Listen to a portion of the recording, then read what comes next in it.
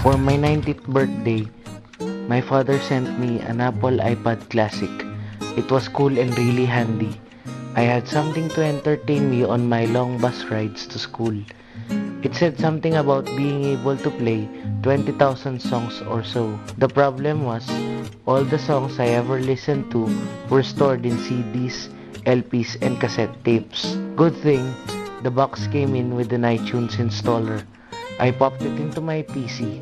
So far so good, until I stumbled into a document. A license agreement, I suppose. Apple software is not sold, but licensed or rented to me. It means I can use it, provided that I own the copyright to the materials. I can only make copies of Apple software for backup purposes, and that I cannot sell, rent, or sub-license it to anyone. I am agreeing to the fact that Apple can and will collect information on me, my computer, and how I use the Apple software.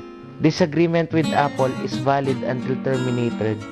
However, Apple may terminate its services without prior notice. Also, I am entering this agreement at my own risk. If in the event that my iPad is defective, I will assume all the costs. In the event that I am physically injured in connection to any Apple product, the company is liable to anything under $50. If in the event that I file a lawsuit against Apple, the laws of the state of California shall apply. I ticked the option that says I agree and successfully installed iTunes on my personal computer. Then another problem came up. In order to download songs from the iTunes store, I needed a US billing account. I was shattered and inconsolable. A friend of mine suggested that I use peer-to-peer networks.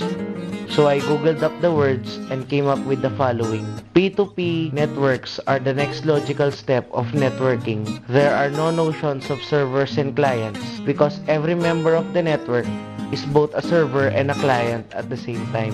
In principle, a single file is broken up into very small pieces. Each bit is served from a peer and then another and then another. Each downloaded bit is in turn hosted by that peer.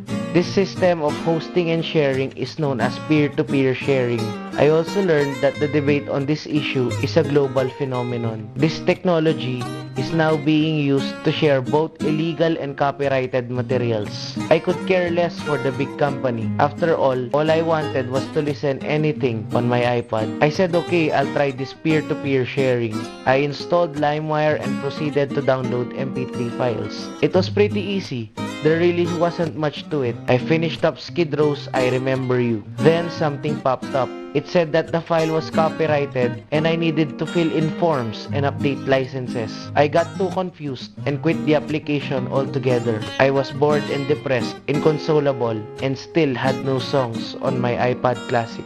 Another friend suggested that I rip my CD collection into my hard drive and then transfer them onto my iPad. She said it was easy, that all one had to do was pop the CD into the PC and click the rip button. I did that when I got home. Again, something popped up and said that the CD was DRM protected and I could not copy them. I was stunned and stared at my computer with my mouth on the floor. I googled up DRM protected and found out the following. DRM stands for Digital Right Management, a collective term which refers to the use of access control technologies which restrict and limit the use of copyrighted content. Advocates argue that DRM prevents the unauthorized duplication of their work for continued revenue streams. The big company argues that they are doing this to protect the artist. If I buy bootlegged material, I hurt the big company. I hurt the artist. I think all of these issues are connected to one concept, copyright. Copyright is a protection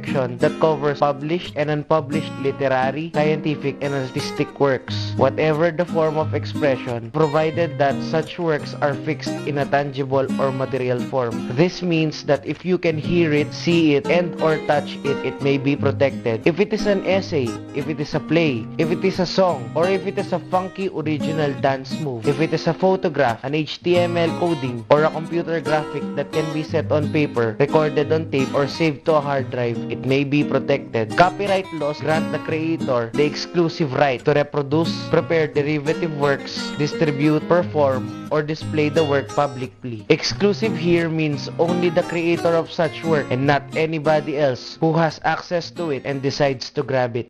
Suddenly, the ground shook and everything was just so wet. The blackness enveloped me and I was sucked into this dark abyss. When the movement stopped, I felt my surroundings. I fell asleep again with my Discman on. I wish you would step back from that ledge, my friend.